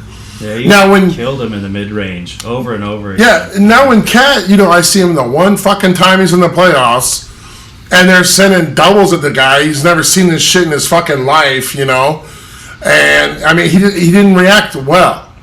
But I see the talent he's got. This is no disrespect to Dame Lillard. I love the guy. For sure. But I've seen what he brings to the table in the playoffs, and I just think Cat can... Cat's talent, I think, supersedes it. Yeah, but it's so... And I know I'm in the minority, but something like this happens, and, they get their dream scenario. In the West... Well, it's definitely not a dream how scenario. all these things... Yeah, how all these things shape up, still, the West is still going to be brutal. And, D'Angelo Russell goes to the Timberwolves. They've got Cat. They keep their coach everyone likes. And, even if they flesh out that roster, it's good stuff. What are they going to do, though? Are they going to be making the playoffs? They're going to get rid of Wiggins, and they're going to instantly look fucking awesome. Do they become... do you think that they're in a... I think Cat can carry. He just needs some guard play. And I know he had it with Jimmy for 1 year, but he just needs some good guard play. The playoffs, yeah. It's true. He just needs some good guard play. Dude, Wiggins is a negative on your team. Yeah. He should be a lockdown defender. He's not. He should be fucking going to the rim and making plays. He's not. He misses shots fucking nonstop. I feel like you're ranting here. No, I was saving it's that. It's tough because I can see your point. In terms of how I feel, the difference between Dame and Cat, Dan is right. Obviously, Karl Anthony Towns is the way more talented player, right? But Damian Lillard has the clutch, the it and that those intangibles, right? Leadership. Now, if you're a general manager or a coach and you feel if me personally, I would take Cat because I feel Dame's the kind of guy that's going to be that great player no matter where he is. Shitty coach, shitty owner. But if me being the guy that I think I am, I can tap into someone and draw out the best in them. Right. I feel like I would push Cat and make and get the best out, which we saw after that car accident. He played on another level. You know what I mean? He played way better basketball because he said his life flashed before his eyes. He got a little awakening. Me as a person that likes to draft and do things, I think I would push Cat to be the best version of him, which is why I would take Cat. Yeah, but I can understand where you're at with Lillard because Lillard. Obviously Lillard's my guy. Portland's my team. Obviously it's hard for me to even pull myself out and see. That's a very hard thing to do, obviously, because I follow Damian Lillard. So even as soon as you say CJ had a better playoffs, I can totally understand where you're coming from because I think if you add up the entire playoffs, he probably had more effect on the court than Damian Lillard did. So I actually don't disagree with you there. But I instantly go to, I give Dame a lot of credit for that because of what Dame draws, because of the leadership that Dame has, the ability to allow CJ to do his thing, the partnership that they have that a lot of people can't figure out. Harden wouldn't let CJ do that. Chris Paul probably wouldn't let CJ do that. A lot of stars wouldn't let CJ. So when I see CJ ball, I love CJ, but I also give a lot of that credit to Dame too, because a lot of stars in the league probably wouldn't have let CJ eat and be the guy he is. So I definitely see both sides, and like I said, man, I've always loved the fact that you like dudes, you stick with them, and you've always talked high on Cat. So it's not like it's just some new thing that you've come up with. So and it wasn't easy, bro. I mean, like Dame, even Harden, that all three of those guys was tough choice for me. Yeah, no, it makes sense, man. I love that there's got to be differences, man, and it's good for it.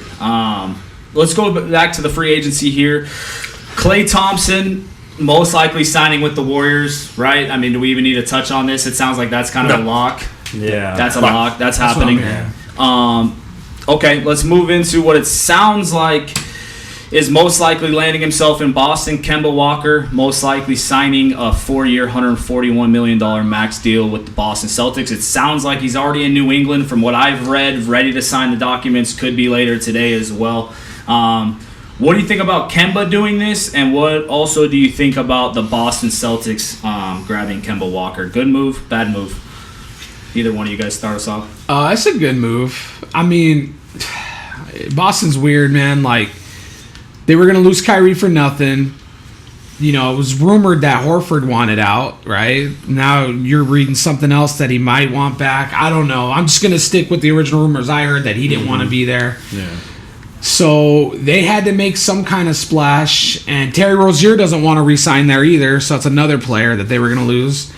And you can't just lose all that talent and go into next year because this team was supposed to be like a dynasty here soon with all the picks and young players they had. People were projecting like Danny Ainge being this genius and then being a dynasty that he was setting up, for. So I feel it was a little desperate because I feel Danny Ainge felt some desperation and pressure, like, holy crap, man, nothing's going the way I planned. I'll get Kemba in here, and hopefully, we can build around him, Tatum, and Brown. Have a nice 1-2-3 punch. We'll see how it works out. I don't think they're great. I don't think they're going to do much, but I definitely think it was something they had to do because they weren't going to draw anybody else. Okay. Dougie, what do you think about this? Well, I was going to ask you guys, do you think Kemba coming to the team is going to be good for Jason Tatum, or if it's going to be good for Gordon Hayward? I wonder. I mean, it's funny. For one thing, it's just so funny. Boston and Boston fans are going to love Kemba Walker so fucking much after dealing with Kyrie this past year. This is how I think like the opposite guy in a point guard, pretty much. I think that's a great question, Dougie. I think the thing that scares me a little bit about this fit is, if Terry's walking anyways, then maybe not so much, but they just had a ball-dominant PG and Kyrie, and now they're grabbing Kemba Walker, and a lot of the complaints around the young team and whatnot was, where's my touches, right? And so some of that stuff worries me when it's like we talked about earlier, like Kemba's got to have the ball in his hands. He's not like an off-ball shooter. He's not that type of guy. Like, he's got the ball in his hands. So is Tatum, is Brown, are all these guys going to complain again if Terry ends up still there? If I was, especially now seeing this news that broke this morning, if I was Boston, this is just my opinion on this. If I know I could get Vooch for 4 years at $100 million versus Kemba for 4 years at $141, I take Vooch, I pay Terry, and I let that team be the way it is. That's how I see it, at least. DZ, what do you think on that, man? I think it's going to look really bad in 2 years. Right now, I agree with Pete. They had to do it. What was funny to me is they just went straight to the strikeout max player. Yeah, right. Like, they skipped. They're like, we're not going to get before free stars. agency even started. They must swing the bat. Yeah, they just it's Boston. You think the tradition could lure some of these guys, but I don't know. I guess Danny Ainge knows what he wants. I'm not in love with it. I think that's something they had to do. But their future's still bright. They got a lot of draft assets and things like that. They can make pretty much any trade they want if someone becomes available. Like maybe the Magic pull a quick one on them. So I mean, it's something they just had to do. Okay. Yeah, I think the chemistry will be a little bit better. Even though Kemba Walker is ball dominant, I think his personality isn't as on par with Kyrie's. And the thing with the Boston was there was plenty of ball to go around. The problem is the way people view the pecking order of who got the ball first was just so random because Kyrie thought he was... Basically, Kyrie thinks he's like LeBron or KD. You know, he's always had that mindset. Even when they were asking him what his rating should be on 2K, he's like 95 or 96. Like, he literally thinks he's that type of player, which is what everybody says. And that's where I think the clashing was created, was because he basically was like, y'all should follow him. I'm the best player. I'm this and that. If Kemba comes on in there with a different mentality, like, yo, I'm one of the guys, I think they can all, mesh a little bit better. I mean, with no Rozier and no Kyrie, there's plenty of basketball to go around. I mean, we're talking about Tatum and Brown. They're really not great dribblers, so it's not like they're the type of player that would have the ball anyways 24/7. So I feel like I think that's a great point, Pete, talking about just the leadership difference between the two. Kemba's closer to Lillard, and he's going to be that kind of player. If he gets along with Stevens, and Stevens is putting him into a better position, and he's got better teammates, it's like, he's a ball dominant guy, does this and that. Maybe he can adapt. It's like, this is totally different. Who else would have the ball when he's in Charlotte? Who is he going to be, trading off with? Who's he going to be passing to? I mean. Yeah, over there he's It's forced. A completely different situation. Yeah, it'll be interesting. I don't think they'll do much in the playoffs or anything, but, if they can land somebody, I don't know. It'll be interesting to see Kemba actually get a chance to, be in the postseason with a group that has at least potential to go somewhere and see what he can do with it, right? Because we haven't got a chance to see that. The big thing, too, is Tatum and Brown need to take step forwards. Like, are they going to regress? Especially. Are they going to stay the same? Like, when are they going to be the players that people think they're going to be? Because I didn't see it last year. Yeah, for sure. What about Jimmy Buckets, Jimmy Butler? A lot of teams on this list: 76ers, Rockets, Lakers, Nets, Knicks, Mavericks, Heat. Guy freaking the whole NBA apparently. What's gonna happen with this dude? Sign and trade? Is he just gonna sign with a team? What's gonna happen? DZ, what do you think? I mean, apparently Miami. That's where he wants to be. Yeah, I don't get it. I mean, he should just probably re-sign with the Sixers. I think that would be the best move for him, but it's just not. I don't know, man. I don't know. I can't get a feel for this. I mean, I read that the Miami Heat are on his. Why didn't the Sixers offer him a max, like, immediately? Why don't they want to bring him back? It seems like. I mean, I'm sure they want him back. Why don't they want to pay him? I mean, he's their point guard, right? Well, what I'm hearing is it's not about the max. They don't want to give him that 5th-year super max. So they're offering him what I heard was they were offering him the 4-year whatever it is, that turns into a max. But the 5th. He wants a 5-year supermax, and he's using all the other teams. Supposedly, what I'm reading is leverage to push Philly into giving him that 5th year. So, it's a bit disrespectful if you don't come with your own player. You don't come with the 5-year max. Yeah. I think at the end of the day, you're right. He's going to end up with Philly. Yeah, I think they're going to come. They're going to come to his terms, and they're going to give him the 5th year. They're just playing. Both sides are playing hardball right now, and then as soon as Philly can see teams offering him the 5-year max, he's going to bring that to the table and say, "Hey, I think Philly's basically the reason why they haven't agreed is because they're waiting to see if anybody's going to offer him that." Playing chicken or something. Yeah, it's just I don't know. It's kind of dangerous. I don't feel like he's going to be in Philadelphia, is my feeling. Miami. Yeah, it'll be in Miami. Is there a reason? Yeah, I'm really curious about this whole Miami thing too. To be honest, I think it seems like it came out of left field. Like I feel like this wasn't talked about, and then all of a sudden it's like, and Jimmy Butler's going to go meet with Miami. It's like, damn. Yeah, that's really 7 teams to meet with, and he's starting there. Does Miami have room to sign? Sure the fuck don't. Sign the trade.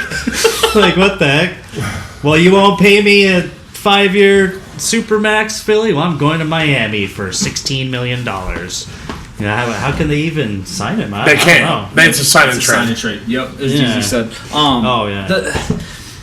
What about the Rockets? So there's talks of the same thing, the sign and trade to the Rockets. Chris Paul, James Harden, Jimmy Butler. What are your guys' thoughts on that? Do you guys see that being a potential fit? I mean, I don't. I would love the toxicity that would bring. Right? That's a locker I room would right there. love for him to tell Jimmy, or for CP3 to tell Jimmy he's got man titties. I mean, do it. I think this motherfucker will knock him out.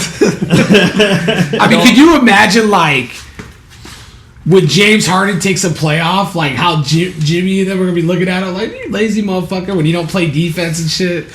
Like, it's just going to be, like you guys said, it's going to be toxic. It's going to be... I don't like the fit there. Yeah, I think with Jimmy Butler, too, I mean, obviously, I may see this a little bit differently than you guys, but if I'm an organization, I better make sure that my group around him isn't necessarily a bunch of young guys, or it's a solid fit, because we see what he is capable of doing to a locker room if he's on what? He's about to be a free agent, and he's still acting that way. So imagine, right? Imagine the way that he could end up being, though, if you sign him to 4 or 5 years with your locker room. Like, that dude is going to be like, I can do whatever I want now. Because he wasn't scared to scare any free agents. So now if he's 4 or 5 years somewhere and there's a wrong fit, then what? I mean, I guess you'd have to trade him, but... I mean, you better make sure the locker room is right, because just as DZ touched on it, and you guys are talking on with toxic stuff, if he's in the wrong one, he's going to be punching some people. And that's not what you want from a 4 or 5 year max guy. Put him on the Bobby Portis' team. Yeah, Fight Club. The only way I like Jimmy Butler going to Houston in a sign and trade deal is if Chris Paul's the player going back. Yeah. Then it looks good to me. You got Eric Gordon, you got James Harden at point, you got Jimmy at the 3, you got Capella. But if you're talking about losing Eric Gordon and Capella and Chris Paul, Jimmy Butler and Harden and a bunch of nobodies I don't like it. That's a great point. I haven't even thought about Chris Paul being the guy going back. Like, that's the way that they could get off of Chris Paul's contract or something. Yeah, and then it would be, Philly deciding, like, can Chris Paul help us? You know, that's basically what it would take. I mean, I could see a scenario where if they believe, Chris Paul's distributing could help Joel Embiid a lot, where they'd be a nice 1-2 tandem. But for sure. I don't know. Well, I doubt that they would want that contract. I got 3 more guys on my list. Obviously saving the top 2 for last. Kyrie Irving sounds like he's most likely landing in Brooklyn. Kind of talked about this a little bit. There was talks about the Lakers and Knicks. Everybody think Kyrie's landing in Brooklyn 100% or 100%? Yeah. Okay. Sounds like it's done. I mean, he signed with Rock Nation. Yeah. So. Sounds like it's a done deal. Is there anything else you guys want to touch on with Kyrie then? Nope. Okay. No way. Let's move. Doug, how much does the world love Kyrie? Not much. How much does the flat Earth love Kyrie? Yeah. He doesn't like Thanksgiving too or something, right, Dougie? You always got the crazy facts for us. Said fuck Thanksgiving. God, what a weird fuck, man. Why would you Only say Duke players, man. Kyle, where you at? Okay, well let's jump into the 2 here. Kawhi Leonard. Obviously, we got potentially stays with the Raptors. I don't know if those moving boxes, he's just moving from one apartment to the next house or what. But Clippers, Lakers, Knicks, Brooklyn. What are your guys' thoughts with this one? You want to start it out, Pete? I'll start it out. I mean, man, he's so good. He's such a good player and like an interchangeable player. Like, all these scenarios sound kind of cool, right? Yeah. Is it just me or am I like, if he stays in Toronto, it's like he's the face of Canada, and Canadians will be wearing New Balances, and it's like, You know, if he goes to like Canadians will be wearing New Balances. do they not do that shit? I'm just saying. Get with the program, Canada. Fucking love New Balance. Well, supposedly New Balance wants him to go to LA. They think it'll be. I'm thinking in my head like, wait, wouldn't it be better to freaking sell all your New Balances to Canadians? Keep it quiet over there, because his contract's with New Balance. But there's so many cool possibilities here. If I had to pick one, I would, just to shorten this up, I'd say stay with Toronto. You know, just they got a good team and makes the NBA. You know, there's some parity. Go back AD to and back. LeBron. I don't want to see more than 2 superstars on a team. No. 2's the max. You know, we're getting away from the Warriors. Things are finally going to open up. The field's finally going to open up, and it's like I just don't want to see another super team. I wasn't even a fan of KD on the Warriors. So I really just don't want to see him go to the Lakers. That would be the worst. I'd probably boycott the NBA, quit our fantasy league, and it would be just absolutely ridiculous. I don't want to see it, dude. I don't want to watch the Lakers dominate. Watch the WNBA instead. Yeah, I will. We can have our commissioner quit in the league. Do they have super teams in the WNBA? Every team's a Anyway, super I don't team. care really. Anyways, Well, to finish though, if a dream scenario would be if Kawhi would go to New York, I think him and KD to New York would be dope. That would be sick because it's a shit franchise. So it makes sense having those two on the same team, and you still wouldn't. I don't even think they would still be. I don't know if they'd be the favorites with KD's injury. So there would be some struggle there, some what ifs. Kawhi would have to play more games. He couldn't do as much load management because he has to get the Knicks to the playoffs, right? I guess whatever So- team No, can give just him tank. the best load management is where he's going to go. Right. But let's say if KD's target and he told Kawhi, "I'm trying to come back for the playoffs," which what I'm hearing that KD might want to play in the playoffs next year, which would matter, right? If that would eliminate the Knicks by himself because he knows they wouldn't get to the playoffs without him, you know. So that's one. But if Kawhi's there, that changes it. So what do you guys think? What do you got, my man? anybody that I can think of that wins a championship with a team after they sold their soul to get you would just go and stay there, reward them. This guy's weird, man. He's not Kyrie weird, but he's kind of weird. Sure. I think he's going with the Clippers. I think LA, I think that's home. I don't think he wants to go to LA and deal with the toxic LeBron situation, even though Anthony Davis is there, and who wouldn't want to play with that guy.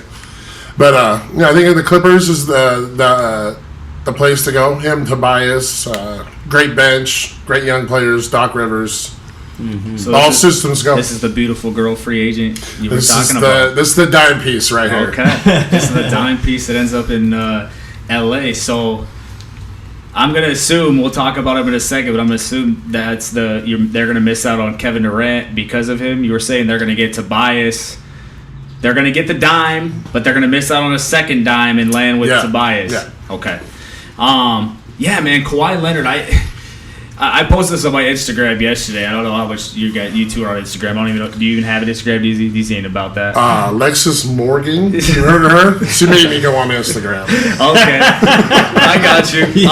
Anyways, I posted a story yesterday, man, about this LA talk, the Lakers, that is, not the Clippers, with Kawhi going there. I'm with you, Pete. Oh my God. Dude, that would piss me off. Like, I would just be furious. Like, what? And you brought this up several times before. How are we going to hate on Kevin Durant and all this stuff about the super team, blah, blah, blah, but then the same guys, the same sports analysts on TV are rooting for Kawhi, who just won a championship pretty much by himself, which a lot of people say. Why would he join? Why would we want to see that? Leave him in the East. Keep the parity, right? Not bring another star to the West, especially joining LeBron and AD, man. I think that would be ridiculous. I actually agree with DZ. I think that he is going to land with the Clippers. I would want him to stay in Toronto. I think a lot of us want him to stay in Toronto. But as DZ said, man, this guy's just a different character. He's talked about wanting in LA for a long time. Obviously, when he got traded, when he was still in San Antonio, the talk was that he wanted to be in LA. So now that he won a championship, I still can't like fully blame him if he wants to be in LA. Like that's where he's wanted to be. Mm-hmm. So I think the Clippers are gonna get him as well. Do you think if he leaves Toronto after 1 year there and bring him a championship, they'll like retire his jersey eventually anyway? What? The hell's that got to do with anything? God, you just slob. You think that's the one guy who brings him a championship and they'll retire his jersey? Man, No. Shoes will be hugging the rafters. No. So I think he's going to stay in Toronto. Okay. I have another question for you guys when it comes to Kawhi before we move on to this final guy here. I've heard some stuff that people feel like Kawhi has proven himself, right? He's won on his own. He's won 2 finals MVPs with 2 separate teams in 2 separate conferences. He's done a lot of things where he doesn't need to prove that he can do it without another star. So a lot of people are saying, why not just jump on the Lakers, get your titles? People aren't going to say, if Kawhi goes to the Lakers, right? People aren't going to say, this guy joined a super team. He can't do it by himself. It's like the dude already did. So if you're Kawhi and you want to be on a championship team in LA, that is like the best bet at a championship. What's your guys' thoughts on that? Is that just absolutely ridiculous from these guys or what? When does happiness become part of the decision-making process? You know, I mean, like I don't see going to the Lakers and possibly playing third fiddle. Right. Yeah. It's being fun. Yeah. It's not fun. Yeah. Yeah, we're talking about I mean, we all know the media loves LeBron. Like, Kawhi could play better than LeBron, and LeBron would still get more credit. Like, it's too risky. You're also talking about if he wants his legacy, it's not just championships, right? It's like championships are tied in with finals MVPs. When people think Kobe, they're like, well, he kind of only won 2. They almost don't even give him credit for the other 3 because even though he was a huge part of that, it's like finals MVP is like literally what makes it your championship. And playing with Anthony Davis, who's a stat machine, if you get him to the finals, it's a good chance that guy's going to win finals MVP. And then, not to mention, LeBron could just do 25-8 and, voters are going to be salivating to give him a freaking finals MVP. So I don't know. It doesn't make much sense to me. I like your guys' Clippers take. And to play off your Clippers take, I actually heard from Lou Williams, who played in Toronto. He was on the No Chill podcast, and he was talking to Gilbert Arenas, and he said one of the big reasons he says Toronto's cool, it's amazing, the fans are amazing, but he's like, you don't understand how different it is. He's like, you're talking about different bank accounts. Yeah. Your kids going to school in Toronto. Now they're Canadians. Different country. That's true. Yeah, you're raising a family. They're not gonna know.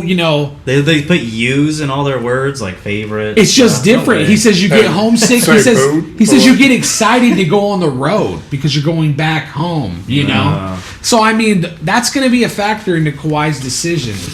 So I'm with you guys. I don't think Toronto's a lock. I think Clippers are a major player. Yeah, and one more point. I just don't think the guy really cares about his legacy. I don't think that's high up on his priority list.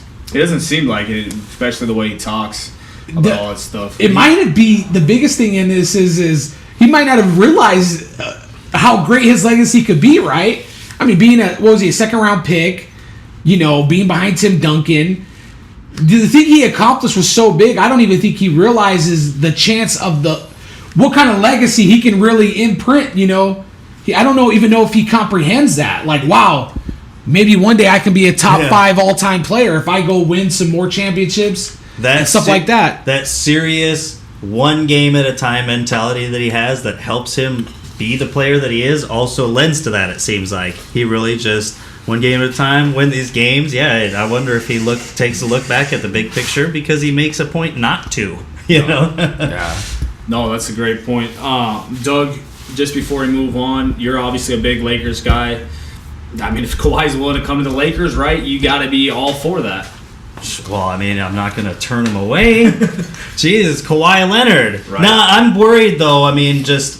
this expectation to sign a star like Kawhi, finally freed up the cap space to get another max slot, and it's like I mean, you have an amazing big three, and then it's like you still have to fill out the rest of your roster right. If something happens, for one thing, Kawhi Leonard, who of course, he just won Finals MVP. The year before that, he played 9 games. Anthony Davis is not the healthiest man in the league. Stuff like that. LeBron just missed a month last year. Man, so you sound so desperate for this to happen. No, so it's like you put all your eggs into that basket. You're the Warriors, and one of your top guys goes down. Look at your shit bench. Well, one of your top guys go down, and you still got 2 of the top 5 players in the league. Sure. And you could still get beat. That's my thing. And if we make the fucking playoffs, I'm fine. It's very rare that 2 of the top 5 players get beat. If Clay went down and Steph and KD were the ones that were healthy, they probably beat Toronto. Think about that. Good. So, I mean, you're talking about they're going to have 3 of the top 5 players in the NBA, bro. Just saying, look at the Lakers' record and picking what they've been doing for the last 5 years, and I just worry that... I'm looking at what they do when they have 2 superstars and they win rings. And now you're talking about 3 plus Kuzma.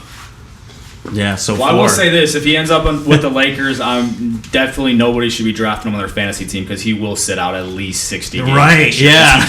Let's make it more likely. But as we move on, man, I got a Woj bomb to drop for you guys on your boy Kevin Durant. As we thought this may take some time to figure out, maybe a few days, Kevin Durant will announce his free agent decision tonight on his company-owned sports business network. Woj bomb tonight. Look at Pete sweating. He's like, oh my God, dude, Pete just got chills tonight. Already? Woj what time? Said, I don't know. It said Kevin Durant will announce his free agent decision tonight on his company-owned sports business network. Woj tagged his Instagram in the boardroom, so you can probably click on that. We've come so far from the decision. That screams Warriors. That screams Warriors to me, which I don't want. What is happening? This is crazy, man. Okay, well, let's jump right into it. PD Pod, this is your boy, man. We finding out tonight. You're saying it's Warriors. Dude, my dream scenario was the Knicks. I was excited to buy a New York Knicks Kevin Durant jersey. I ain't gonna lie. Thought it would look sick. The injury sucks, bro. It really because I think Kevin Durant would have been able to carry that franchise, and now it's like, man, I'm not sure what's gonna happen. They're saying he can't, he might not be able to play back-to-backs and might have to be the load management player, which, I feel like if that's the case, then being in an organization like the Knicks could be real scary. If you can't go out there and play every night and play at the highest level, 42 minutes, 40 whatever minutes you need. So, I mean, I was kind of digging if Kawhi Leonard and KD paired up, that might not be such a bad idea for Durant at this point in his career. I would still like the Knicks. That would be sick. But with this report, I feel like he's probably going to stick with the Warriors. Hold on now. I think it is the Knicks. Yeah. Where has he been? That's where this. Where has he been? He's in New York right now. He's been in New York this whole time. That's a good point. Hey, and listen, the back-to-backs, I think the NBA is serious about dropping that schedule. Oh, I hope so. So if they do that, you got to think a lot of those back-to-backs are going to go away. So I'm not worried about that. It's all systems go. KD to the Knicks. Hey, you heard it here first on Limitless podcast. Dude, I think it is. It's either the Knicks or it's Brooklyn. Man, I hope you guys are right. That's how I feel. Warriors. And I feel like whichever one it is, we're going to hear him and Kyrie at the same time, and they're going to land in the same spot. Whether it's Brooklyn or the Knicks. Well, what if it's Kawhi? Or it could be Kawhi.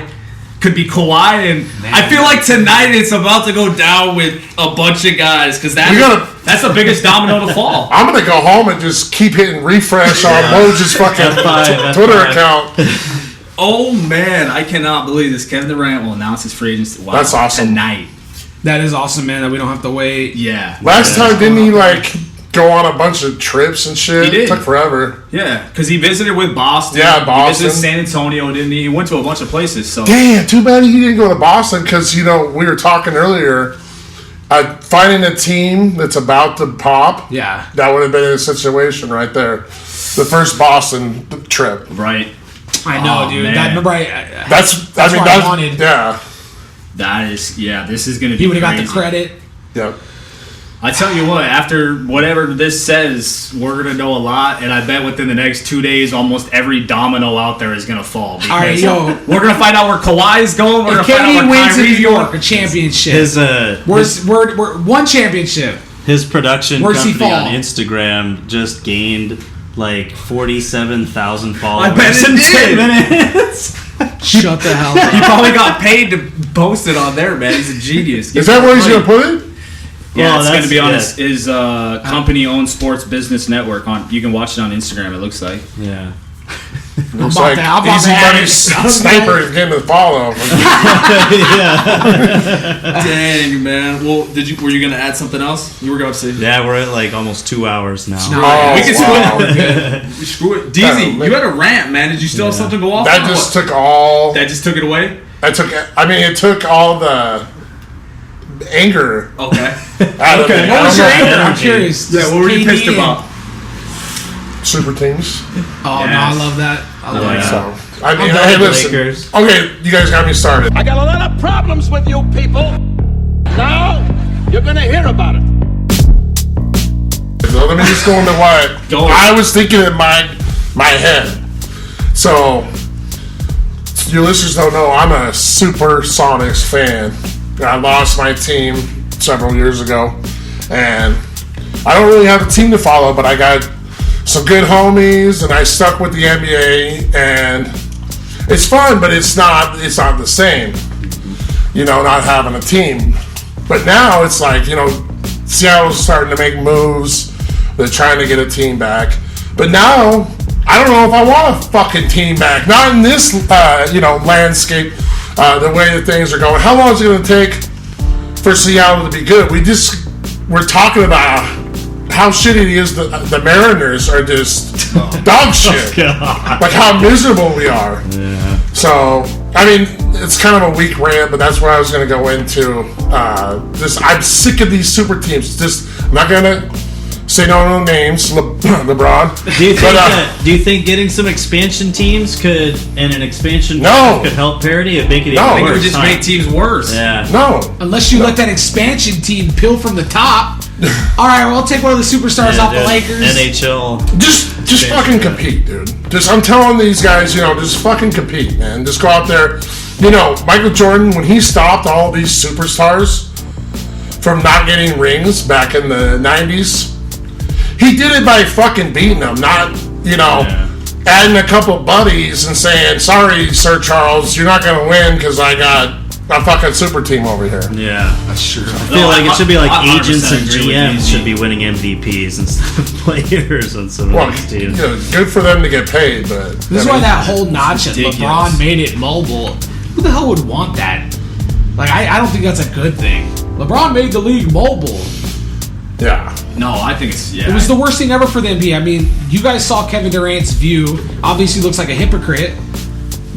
Before what LeBron did, he thought it was horrible, so then he goes and does the same shit. And it's because LeBron made it okay, and everyone's giving him credit for doing it. So now it's like, fuck it, this is the way to win. You got to do it. So now it's like the norm. Well, here's the deal. Like with KD, no one blames him for wanting to leave Russell. Right. Okay, so like he's gonna leave. Okay, he's gonna leave. Fuck this. I'm done with this shit. Like, what's he supposed to do? This fucking dime pieces over here offering you fucking the best thing on the menu. How do you turn that down? LeBron's like fucking leaving his hometown, going to find the best city, and then getting people to come to him. And fuck, I know Dwayne Wade was there already, but Chris Bosh came along for the ride. And wasn't Wade a free agent too? Yeah. So it's like, Because there was talks that Wade and Boss were going to go join him in Cleveland. Yeah, They were well, like, nah. Wade could have easily left too if LeBron doesn't decide he's coming over. Say, hey, Wade, stay there. So it feels like LeBron orchestrated that whole thing. Yeah. KD was different. KD just said, like these motherfuckers, they did beat him, but they play team ball. They're over here and they're like, hey, come play with us. Fuck, see you guys. I'm out of here. No, I love it, man. I think this free agency could DZ said, it stopped his rant almost, because if it's like Kawhi and KD joining up instead of Kawhi joining those two, because the domino that would have fallen from that is exactly what DZ's talking about. None of us want to see, right? We do not want to see. Then all of a sudden 3 or 4 other guys got to try to join up, and then there's only 2 teams. If this happens, we got like 5 or 6 teams, right? What can the Warriors do without KD? What are the Lakers going to look like? What will the Knicks look like? Is Brooklyn becoming something? Are the Hawks on the rise? Are the we have hope, right? The Blazers have hope. There's teams that have hope. It also makes teams with one superstar and great cast that fits that superstar. It makes them actually relevant too, because those types of teams can take out 2 superstar teams. We've seen Detroit do it. We've seen Toronto do it.